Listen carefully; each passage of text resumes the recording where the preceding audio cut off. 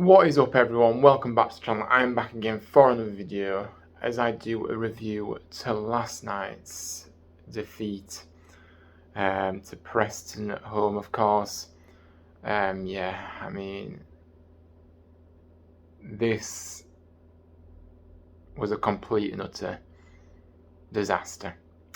And call me dramatic, call me whatever you want, but this was the worst performance I've seen this season, and I'm not just saying it. I really do believe that. And we'll obviously go into the game in a minute, but yeah, as always, please like the video, subscribe to the channel if you're new around here. Trying to get to 160 subscribers, so please help me get there. Only a couple away now. And yeah, comment your thoughts. What are you thinking? What do you think of the situation that's going on at the moment? It's just so difficult right now. We are going through the worst run ever, and there's just no improvements being made at all. But yeah, let's get stuck into the game then. So what one change made to the team last night? Obviously, Turton came in for Nakayama, but apart from that, the team was the same. Obviously, Nichols in goal, Lees, Heelick, obviously Turton on that side. Thomas, Etienne Kamara, David Kasumu, Ben Jackson, Dwayne Holmes as the cam, John Rhodes and Danny Ward up front, of course. But yeah, I mean, I don't even know where to start with this. I really don't. And I know I'm laughing, but I just don't know. I mean, I don't think it'd be silly to say at this stage. I think that kind of a final day relegation battle would actually be a positive right now, and that is saying something at the moment. We continue to look, completely incapable of coming up with anything that will give us any kind of chance of winning some football matches, and that is the reality here. You've seen the goals we've conceded this season. Time and time again, we've allowed sides to score those awful type of goals, that we should be scoring ourselves at the other end. But, we're looking a million miles away from actually making that happen.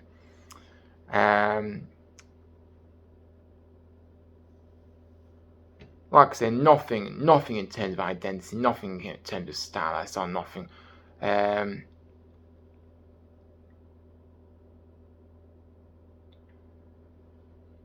Like I said, the away form at the moment as well, that is a woeful, absolutely woeful.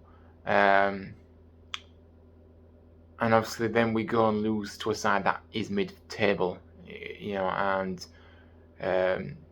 from the moment they scored, shortly after the break,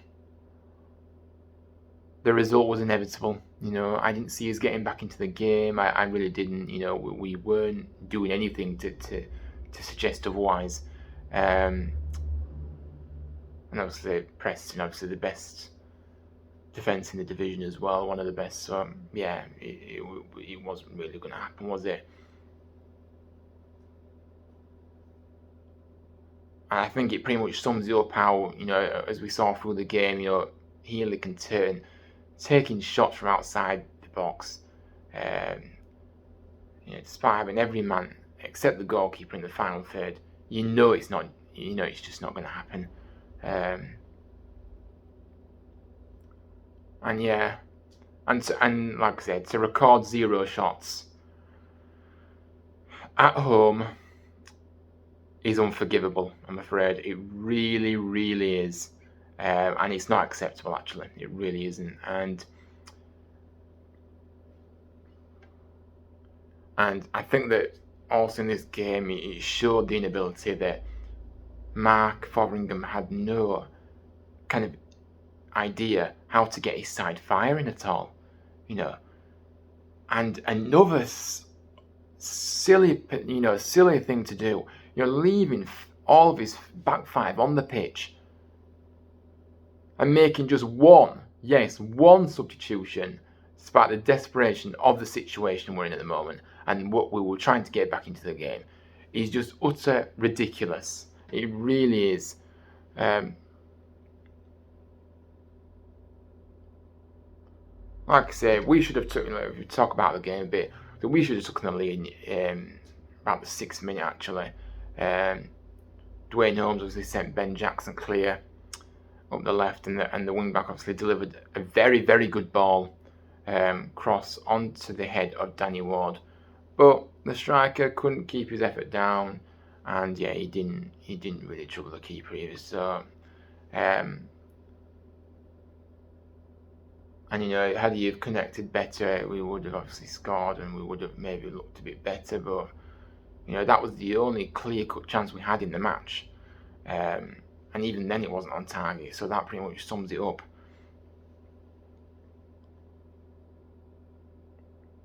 Like I said, the first half it was awful. Like I said, we did play okay in parts, but you was kind of thinking to yourself, it's going to take kind of a set piece, an error, or a moment of quality to open the scoring.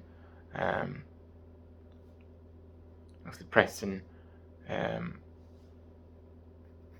obviously did the first two, took the lead through Cunningham from a corner. Again, set pieces.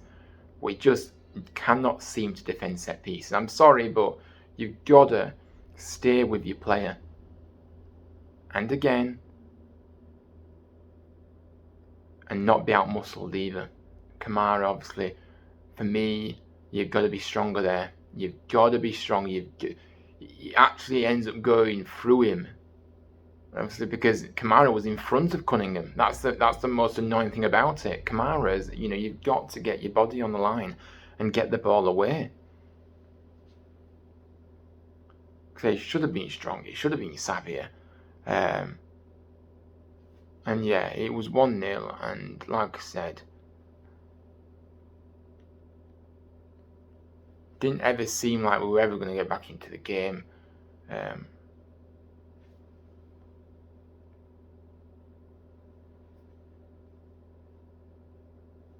Like I say, very much desperation, hoofball, and what I didn't understand is we continue to play the hoofball, but are we not? Is Mark not recognising that we haven't got any target men up there? Because we haven't got the target men up there to be playing that kind of system. I'm sorry, we haven't, because every time we did it, they kept winning the ball. We didn't get anything. We didn't get anything on the end of anything. And I'm sorry, but it's just not good enough.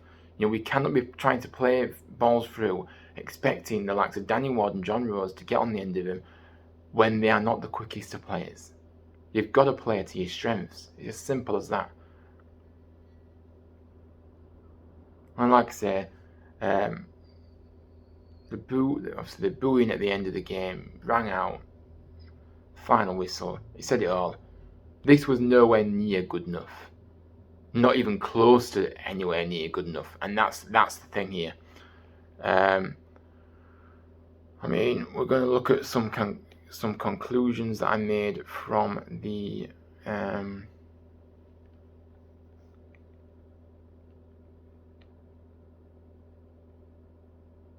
game, which I'm just going to get up now. Making my notes as always, but yeah, there we are.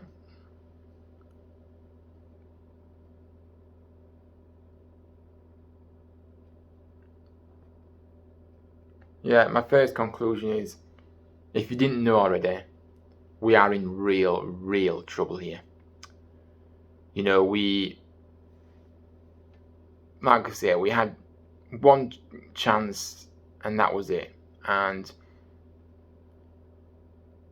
the evidence of this season so far is, we're so slow on the ball, when we get it at our feet. We saw Thomas, great set pieces, all even the create chances and goals. But, we've got to get players that can get on the end of these.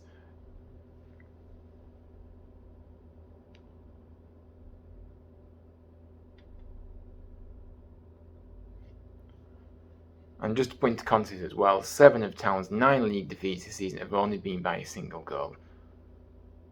But, we aren't going to get any points for hard work and good intentions anymore than the National Lottery. That are going to pay out big bucks on our pile of discarded scratch cards with 2 of the 3 required matching numbers. It's simple as that.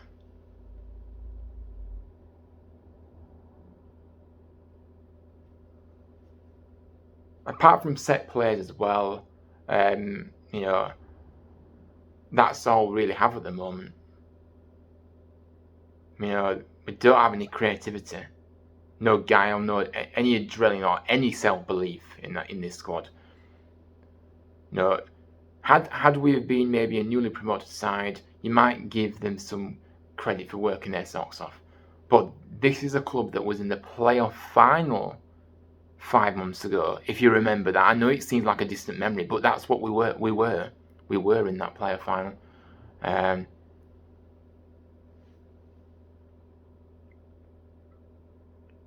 at the moment, we just look like we might just go and do a Barnsley currently. And of course, there's loads of time to rescue this situation. And things, may look different in the next few games, in the next 3 or 4 games. But, you look at the league table and it speaks for itself so far, I'm afraid. And, I certainly don't like what it's saying. The second conclusion is that, the reality is that opponents only need to be okay to beat us. That's it. And if you look at obviously the results, the points we've picked up this season, home win over Stokes, sacked their manager less than 2 weeks later. After blowing a 2-goal lead, a home draw against West Bromwich Albion, the only side in the division who have played at least as many games as Town and taken a few wins, and who've now sacked their manager. A home win over Cardiff City, who sacked their manager the following day, and a away draw against Luton Town. Fair enough, actually, though Town did take the lead twice in that game as well. So if you look at that, it was a great point, but we still lost the lead twice. Obviously a home win over Hull, who sacked their manager 10 days prior as well.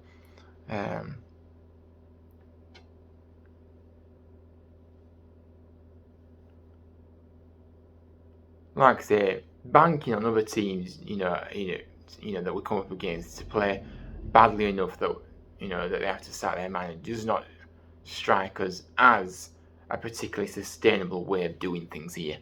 And for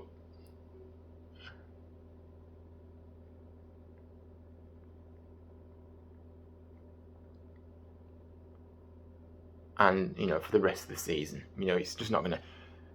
This another fact that I've got here: 9 of Town's 14 games have come against sides who were in the bottom half of the table coming into the ongoing round of midweek. And remember, Town fill one of the 12 slots in the bottom half.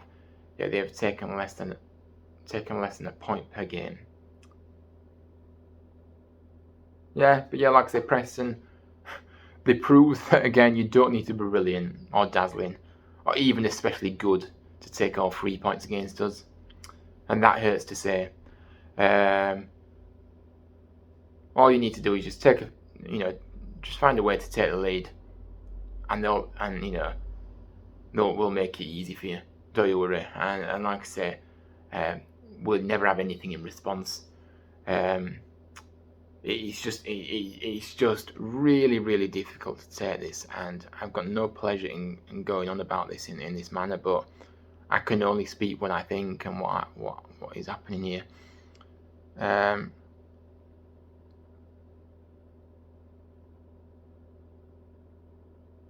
Like I say, another thing is, the only point we've actually that we've rescued from a match is at Luton this season. from a losing position. Yeah, but like I said, this loss is so dispiriting. You just knew as soon as Greg Cunningham hit that header in that we were not going to get back into it. And I'm pretty sure in the remaining 40 minutes, there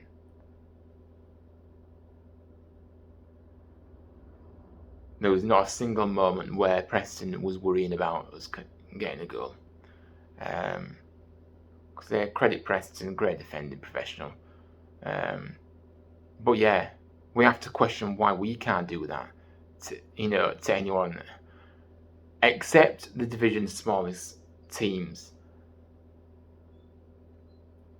if you could say so. And yeah, it's just, yeah, I'm just speechless, to be honest with you, at the moment. My next conclusion, like I said, the lack of changes. I mean, come on. I don't care what we've got on the bench, because admittedly, when you look at the bench, you're thinking to yourself, who is going to come on and change that game? There isn't many players that will, or even that will. But that's not the point. The point is we're losing a game, and we make one change. There's an inability to really respond to the adversity. It's just awful. It's absolutely awful. And there's no plan B. There's no kind of plan B. It's just plan A or bust. Or I don't even know if we've got a plan, to be fair. Maybe that's putting it kindly. I mean, I don't understand why Mark was on the pitch at half time. You should be in that dressing room actually having a clear plan or identity of what you wanted to do in that second half, not watching the substitutes warm up. That is absolutely ridiculous. And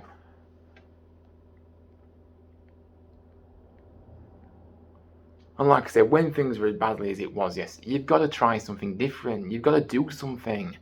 You can't just keep it the same. It's actually just common sense that. I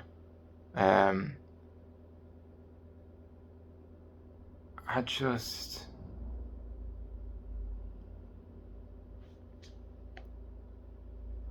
Because we need them returning players to come as soon as possible. That's my own conclusion. Matty Pearson obviously is a huge player for us. He won't be back until after the New Year. Will Boyle is a centre-back who's not started a league game for the club. Pat Jones, where is he? I don't know where he is at the moment. Why not play him? Simpson offers another option when he's fit, of course, because we signed a striker that wasn't fit for some reason. I have no idea why. Obviously, Jonathan Hogg and Andrew we need them back desperately. They really do. And my other question is, what now? What does happen now? And let me just tell you something. Town have the same number of points from Fotheringham's first 5 games in charge as they took from Danny Schofield's 5 games in charge. It's early days, I know it is, and I'm by no means writing off the head coach as of yet. But patience is wearing very thin, let's just put it that way. And I think, just to put it bluntly, there's 3 possibilities. So here. Number 1, Fotheringham's going to turn things around, but he needs a bit more time to do it. Number 2, Fotheringham is no better than Schofield was, and Town got the appointment wrong. 3, this squad is simply not up to the task, and no head coach could succeed with it. We have to hope that it's option 1, but because the other 2 possibilities obviously reflect so badly on all levels of the club. But because if things don't improve, they'll be playing in League One next season, and I really can't see where our next win is coming from. And the fact that we had no shots, and I go back, no shots on target, I'm sorry, it's just inexcusable, unacceptable, awful. You know, we can't seem to string a pass together. We can't seem to do anything positive. We're just lingering and gifting goals time and time again, and not actually causing any kind of threat upfield.